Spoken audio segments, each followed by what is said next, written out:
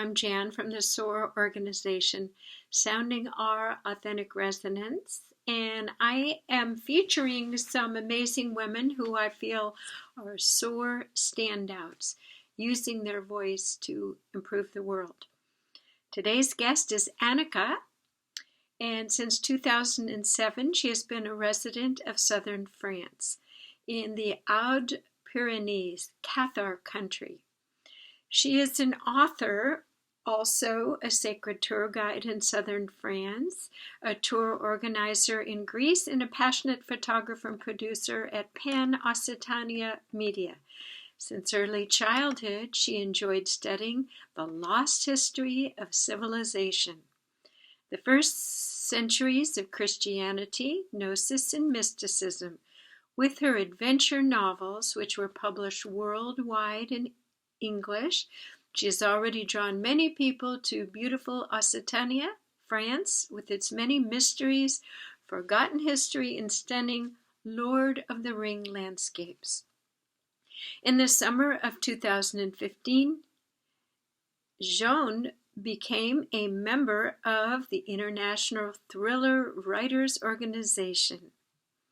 Her first book, The Forbidden Relic, and its sequel, The Eye of Ra, were published on Kindle books in 2016.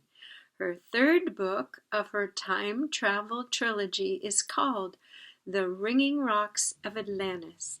It was published in 2020 on Kindle and in ebook.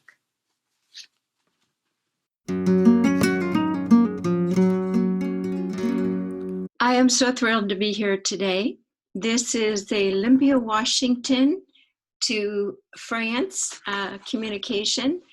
And my interview guest is when I think of her, the first words that come, she has an irrepressible spirit, a phenomenal photographer.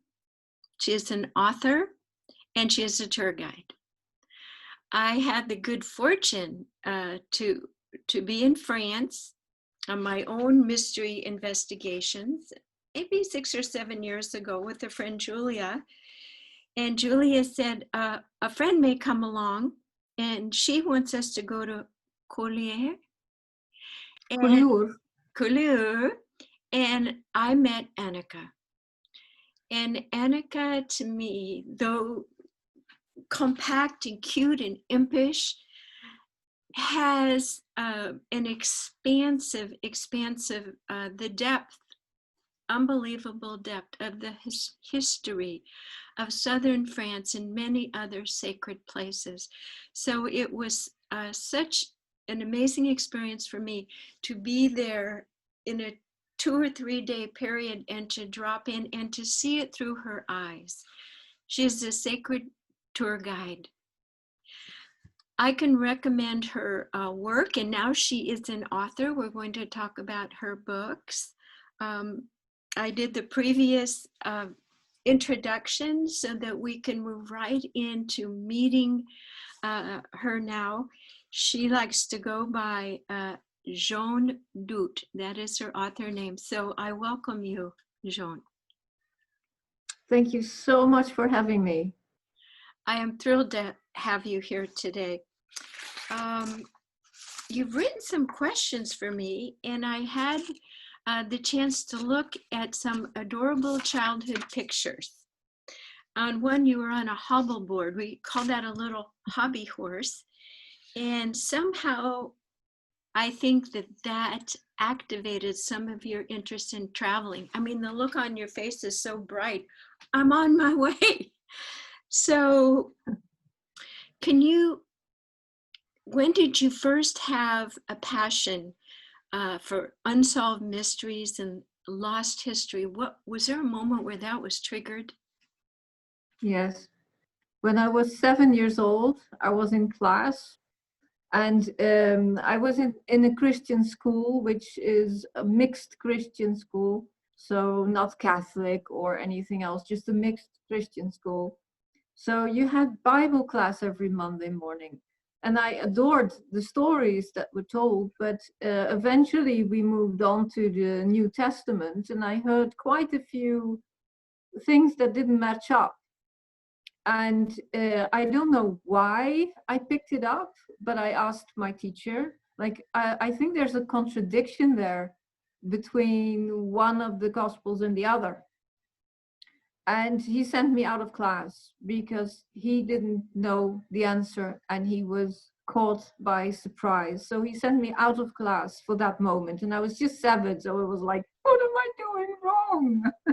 And so when I was home and my father came home, he said, I heard you were sent out of class. So what is the matter? And I said, give me a Bible.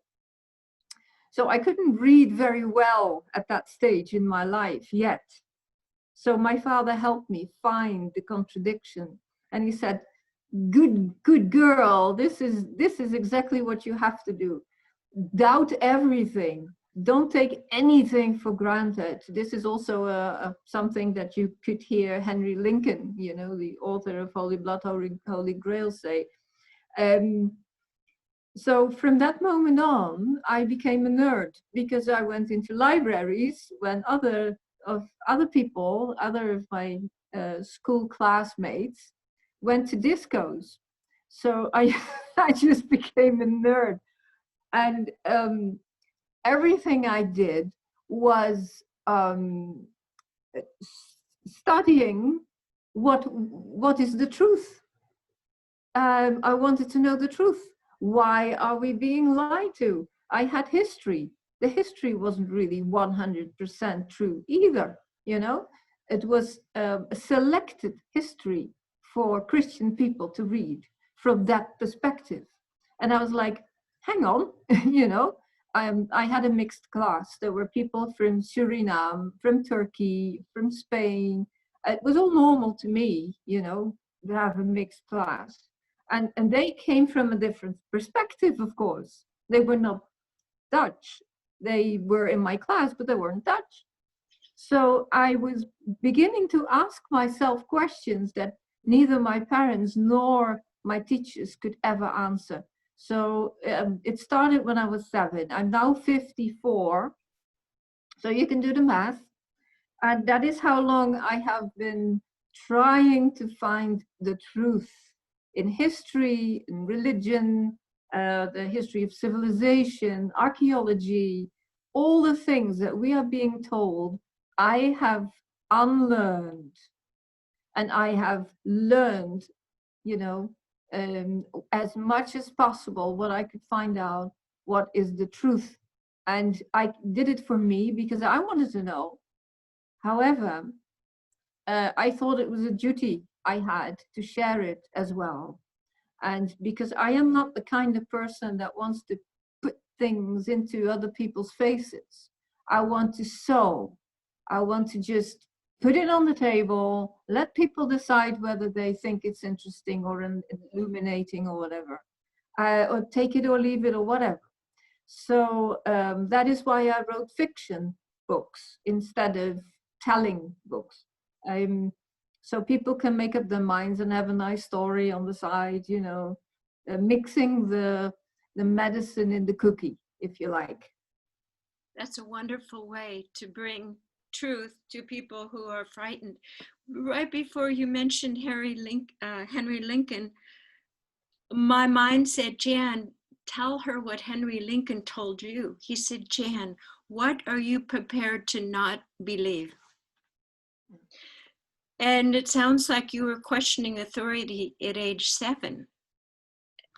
Perfect. So you've had all of these years to delve in and peel back the mistruths, the patriarchal, authoritarian versions.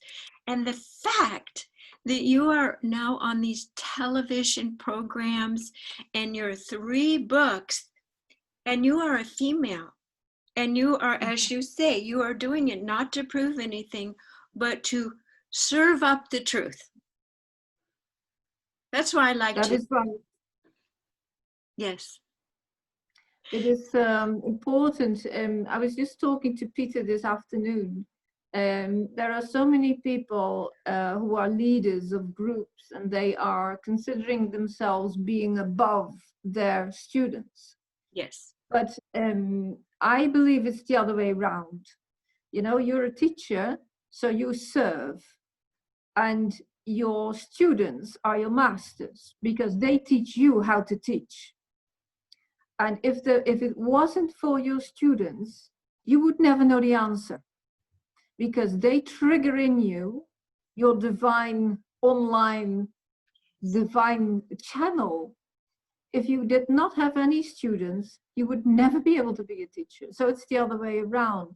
And like Jesus did the washing of the feet of his disciples, and they all said, "Oh no, what are you doing? You know, you can't do that. You know, you're our master. You're probably even a king. You're not going to wash our feet. You're not going to lower yourself to do our feet washing."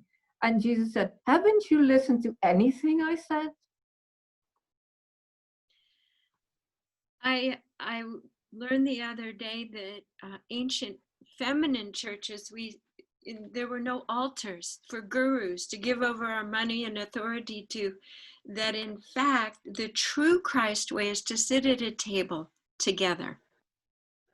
And yesterday was Magdalene feast day, and people around the world were experiencing that. It sounds as if you've always been divinely guided, and the way that you speak is so perfectly guided towards guiding others. And you do take people places, but as you say, you're working with them to help expand their consciousness. So you have been feeling the urge to travel to countries like Greece, Turkey, Israel, Cyprus, and Egypt to explore their backgrounds. Tell me a little bit more about that. Is that for you to learn to teach more? How does that come in? I was still very young. I was in my 20s. And I was fascinated by archaeology, by the older the better, you know, going back into ancient civilizations, disproving all that we've learned in school, that everything started 10,000 years ago. No, you know, we were declining in that period. It was advanced before. And you know, when sea levels rise, everything gets washed away. It's very difficult to find ancient cities under meters and meters and meters of sand and slib and everything underneath the ocean. And I know that now they have the LiDAR, which is a unique camera that can go and look into the jungle and see the Maya structures and see that South America was really actually a high civilization and that the jungle took over. And I hope they invent something like the LiDAR for ocean research, because then maybe they can look all those places where there were ancient civilizations that, okay, so they didn't have the computer chip. Okay, so they didn't go to the moon, but they were really, really smart. And I call that a high civilization. If you have a toilet 3 stories high, you know, then you have a high civilization. If you have a very clever sewage system, irrigation system, you know how to grow plants, collect seeds, know exactly what is healing, what is nurturing, know exactly what not to eat, how to navigate by the stars on the sea and the ocean. That is high civilization. A high civilization is something that makes a person able to live on this planet successfully and thrive. And we do not need all the mod cons that we have now, except of course Zoom, because otherwise we wouldn't be able to talk. But you know, it's funny how we misinterpret high civilizations. And I think we are in a devolution at the moment, and we're, you know, slowly beginning to wake up again, like, oh, we've went the wrong way. And we're now finally finding that urge to click into your footprint of the mother goddess the feminine principle. And it doesn't only for women, it's for men as well, especially also for men, because there was a time where men were aware of the fact that women were very good people to control a community. They were judges. Yes. They were wise. They had to, look after children. They had to know exactly what herbs and plants and other things to grow and look after people. And men were there to protect them and to hunt. And they lived in perfect balance and harmony and respect for each other until, about 10,000 years ago. Yes. So you're exploring the past through history worldwide to kind of gold pan to come out with initiatives for new ways to live on Earth. Yeah, we have to look back at the past to be able to heal the future. So let me ask you this. It sounds like you have a balanced right and left brain, and you are able to scientifically understand how civilizations lived, but sometimes we hit a wall where we just don't know. We don't know who did what, or what this layer of sediment is and what it means. I have a sense that's when your intuition kicks in and you are given a picture. Tell me about that. I use the Akasha. I'm a Rosicrucian, and at the moment, 11th degree, which means Illuminati Major, which means that you have to be able to get so deep down your subconsciousness that you get into your cosmic consciousness. It's inside out. You don't look out. Yes. You go inside and then go out. And then you ask a question. And if it is for the greater good, you get an answer. And it doesn't always come immediately. It comes when it's necessary. There is a divine timing for this. I've had, for all three of my books, a lot of pictures, because they come in pictures, in feelings, in emotions, in memories of as if I was there. And I may not have been there, but I pick up somebody else's memory maybe. That is very confusing thing about reincarnation, that we don't always know whether it was us or that we pick up a memory of somebody else. And I use that because I use the balance scale of my intuition. The moment that I think, I go with this, no, I go with that, yes, that's how I feel it's real. And if it's not about me, it's not about anything that I do or need to know, it is something that I need to write down for a book or for an article. Hello, Noah. Are you going to disturb the whole show? There's our cat. Oh, look how beautiful.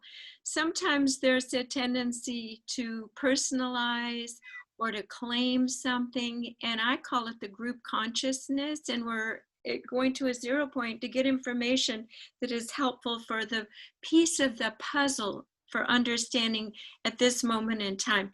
Also, I call it a fractal. The years I've done past life regressions and healings, people will say, I am Christ, or I am Sarah, the daughter. And I say, well, welcome to the fractal consciousness, the mandala of people bringing that story back for today's revisiting in ways that it serves us today. And that's what I like about you. You put everything into a context so that the past is relevant in its holding what I call golden keys for the mystery of today, of humans coming forth and reclaiming their divinity. And you are doing it so with such articulation and eloquence. And when I saw this book, The Ringing Rocks of Atlantis, your third book, I immediately felt the resonance of it. I'm in a book club, so this is sitting in line, but I so look forward to reading that. And I'm glad that you have had the inner prompt to write and to share. It is so important. You've been writing articles, websites, blogs, and books. So why did you choose to write historical fiction?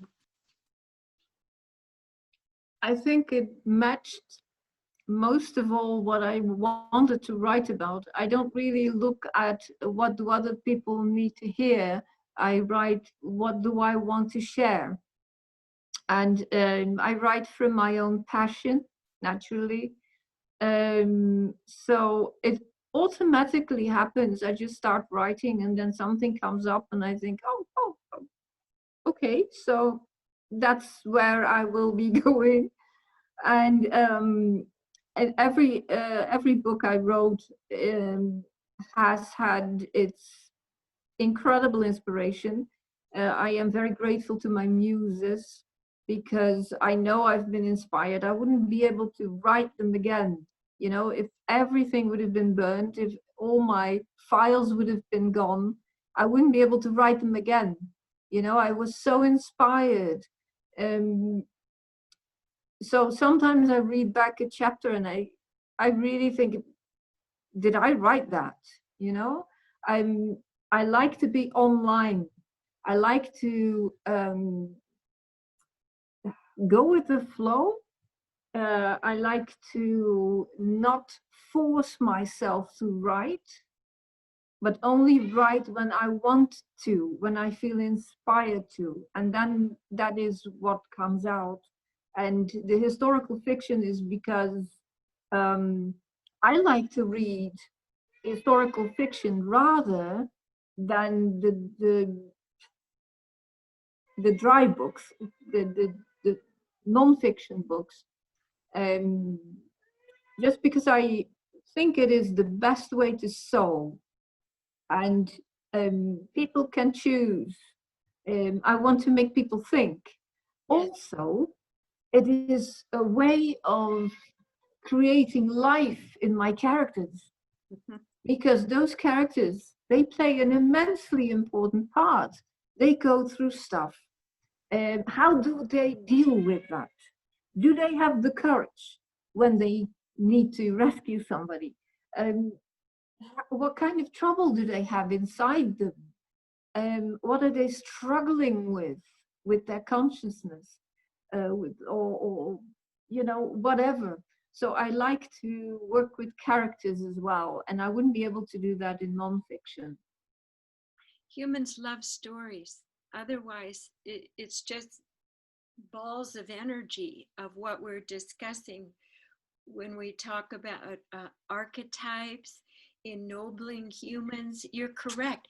They need stories and pictures. Otherwise, we're saying, oh, just go into your noble self. They have no idea.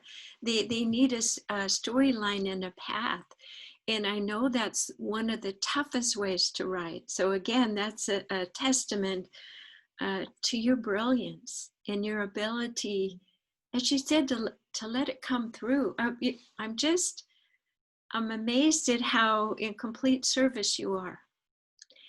And I'm also amazed that you are able to magnetize what you need.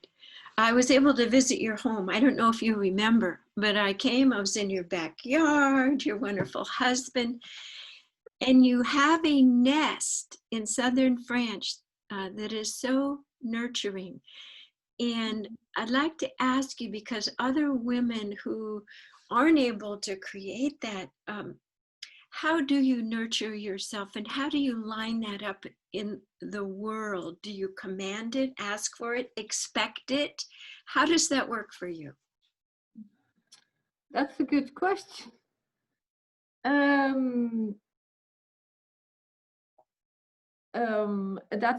It's an interesting question. I think I'm very human.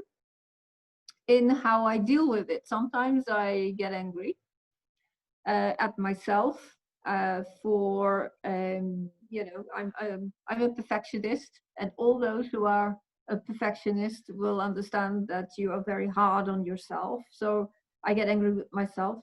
But if I feel like I need to balance myself up, I just empty my mind. I dive either in music, or I try not to think, just sit and try not to think, which is called meditation actually. But sometimes meditation can be also listening to beautiful voice taking you away to a beach or an island or somewhere beautiful, just to clear all the noise in your head. The nurturing of myself is mostly trying not to force myself to do something I do not want to do if I don't have to do it. That is so perfectly said. I think women are going to find some really important gems in there for themselves, Anneke. So this last book, I haven't read your first two books, but this feels so important. And I'm wondering, who do you feel should read this book? And how do they find your book? Well, I have the website, of course, online with all the links to all the Amazon, Smashwords, ebooks, paperbacks, and the whole thing, which will probably be in the film. I'll post that. Yeah, you can do that, because it's a difficult name to pronounce and to write down. I also have a press page which you could share. Atlantis press page .blogspot.com, which has everything about it. So the importance of the ringing rocks of Atlantis this is important for the now. Yes. This is important. It is almost timeless because it goes to the core of what humanity is and what humanity has to learn. So it is probably timeless, but it is very much in the now. And it contains information on philosophy, on the ancient world, where it went wrong, why it went wrong, where the old native Europeans stood in spirituality, the lost knowledge of our ancestors. There is some Freemasonry in there. There is Rosicrucianism in there. You name it, it has it. It's all there, but not thick. It is simplified. It is simplified to such an extent that probably even a child could understand it. I have a sense that Earth is on a path and there's two trajectories, and your book is in the middle. And it's saying, do you want to remember what we knew? We know it intracellularly. Do we want to make the same mistakes, or do we want to take this direction? And people are actually choosing their path. And those that aren't quite sure but want to remember, your book will show them. It will have the vibration of the sovereign, divine human living in harmony with others, co-creating in a new way, in alignment with universal rules and laws. And you are a living example of a being doing that, Anneke. I almost feel like my interviewing skills aren't adequate to capture and to bring forth all that you are and all that you have to share. And so it has been my honor to bring you into the SOAR community with these questions, and they can see who you are and connect with you and be part of your community. And again, It was probably the most amazing, richest 2 days of a decade of going back and forth to France to find the Holy Grail, to spend with you. Every moment your presence was weaving and articulating the importance, the beauty, the history, and the todayness and nowness and enjoyment of the freshest, best food. We stayed at a little southern France sea town. And so if you can take a tour with Anneke and you can look on her sites and join her tribe, your life will be greatly, greatly enhanced. So we're going to sign off with this interview. But I do have a question for you. There was a picture of you in Masada, and I have been there retrieving parts of my souls and bits of my historical timeline. Tell me about that picture. Well, there's a couple of things that I needed to visit in my life, and Masada was one of them. I don't know why it pulled me so, but it was also on the day that I went to Qumran. And Qumran for me felt so familiar. I didn't want to go. I didn't want to leave. I think I've tried to become a modern Essene as much as you can be, because that cat is trying to get my attention all the time. She's part of the interview for sure. Yes, she is, isn't she? Noa. She's a Bengal cat. So Masada and Qumran that day was important to me because I felt the presence of not just John the Baptist, but also very, very much Jesus there. It was called the desert in those days. And you can imagine that when Jesus went to the desert for 40 days, he probably went to Qumran for 40 days to try and figure out what to do. Would he be a king? Or would he ride into Jerusalem on a donkey and let everybody know I come in peace? You know, it was an inner struggle that he had to do when he was in an Essene community, because the Essenes were wise and they could make him understand his true calling of continuing the path he was on instead of the path that he was offered by all those people who wanted to make him king. But Jesus knew very well that that would end up in a massacre. Right. You know, so I want to say one last thing to end with. I really did go to France and traveled Iona everywhere for the Holy Grail. And I think I found it. It is the vibration of the voices of women holding the truth of divine feminine.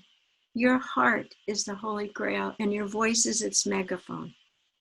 And that feels like the truth to me. Thank you. That is with everyone. Yes, for everyone. And we are igniting the Holy Grail in each other, in your voice and your truth today. People can sip from your knowledge and be nourished. So we could talk all day. Thank you, Anneke, for this beautiful interview. I'll edit it and we'll put it up so the world can know more about who you are. Thank you and blessings. Thank you very much. Very, very much indeed. You are so welcome. Just a tiny bit more about this wonderful woman. She was interviewed for a now world famous TV documentary called Himmler and the Holy Grail. And in 2019, she was involved in the popular History Channel documentary series, The Lost Relics of the Knights Templar. She's been a guest on many radio and TV shows, and if there's something interesting related to the mystery in Rennes-le-Château or France, she'll be right in the middle of it. So glad you could be here with us for this interview for the SOAR pre-event series. Thank you. Porque mi vida yo la preferí vivir así, bambolero, bambolera. mi vida yo la preparo.